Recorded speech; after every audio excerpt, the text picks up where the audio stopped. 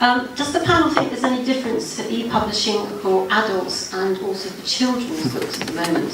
Perhaps a double question. Is there actually a current market for middle grade books, not picture books, as e-books? That one for you? Well, first of all, a lot of children's books are highly illustrated. So there are challenges there for e-books in the way that there aren't for, say, conventional category novels. I didn't really catch your second question. Would you say for e-publishing, is there a current market for middle grade, particularly non-illustrated books? What do you mean? So I if think Harry Potter came out now and it came out as an e-book, yes. How well would it do, for example? Would it get picked up? Because obviously children don't perhaps have access to the material to read them. Well, of course, the probably answer is no, because Harry Potter wasn't picked up in the first place, was it? Famously, all the children's publishers turned it down. It was published by an adult one, Bloomsbury. So I can't sit here smugly and say, of course, it will be picked up. We miss a lot of things. And I think one of the reasons we miss things is often they're against the grain. I mean, who honestly would have predicted that a sort of old-fashioned Jennings-type prep school with wizards would catch the wave of the world? And it's but those, of course, are the exceptions, like 50 Shades of Grey. Shall we talk about that now? It took 20 minutes. I did. Yeah. Stick to the brief. Yeah.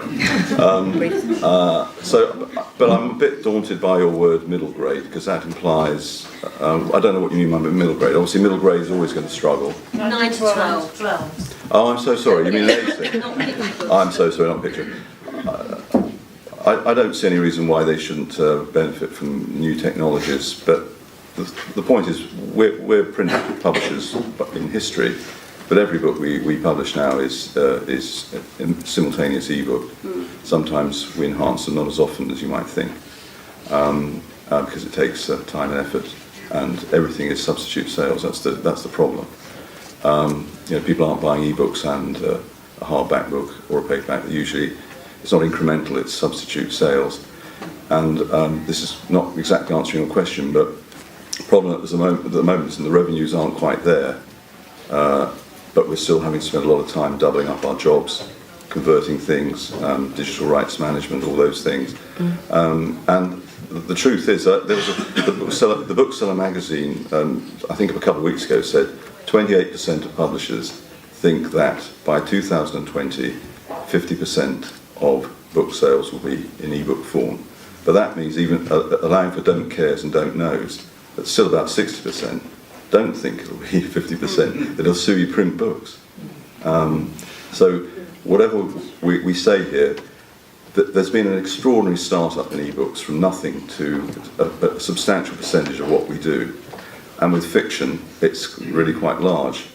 Our biggest seller in e-book, Michael Connolly, the American crime writer, is quite a substantial number of his sales are e-books, and even more so in America, where they started sooner. But an awful lot of the people I work with, the non-fiction people, it's 10%, and 90% of the books are still print.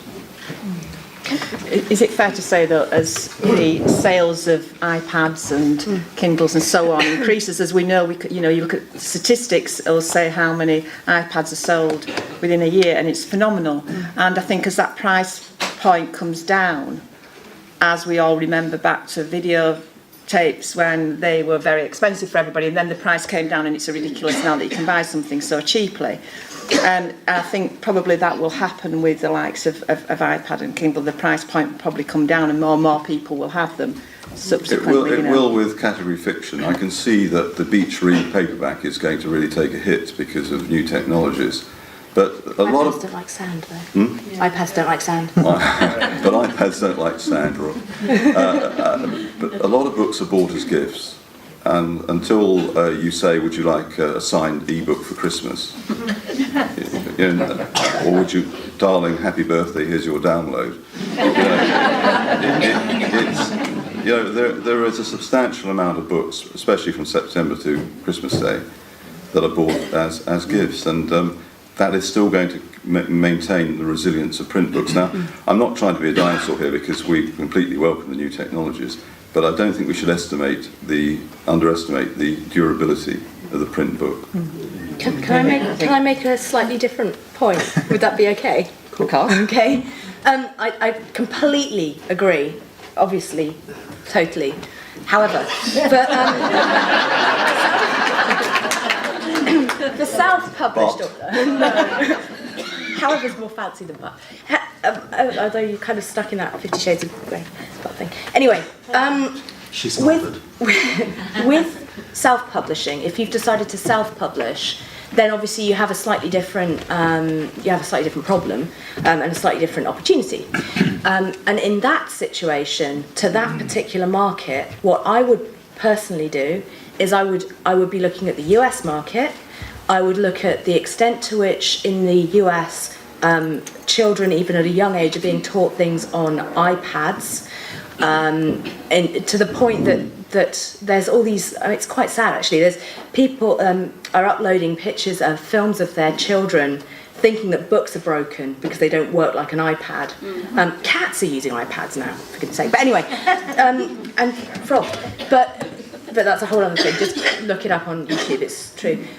But because they're using these so much, and because iPad deals with graphics so much, I don't know so much about Kindle, but definitely with iPad, if you're selling direct to the public yourself, and you're competent enough to put together a sales funnel yourself and sell direct, so that way they'd be your customers and you'd have them on your list and stuff as well, which has all sorts of benefits to it as well, then I would be marketing to what they call mommy bloggers in the US, because that is a very, very powerful niche, and they spread things virally in a big way. And going on to places like, I suppose, Mumsnet and stuff here, and they will spread the stuff around iPad users in particular. I don't know about Kindle necessarily for that age group, but I would be focusing on mothers and that blog a lot.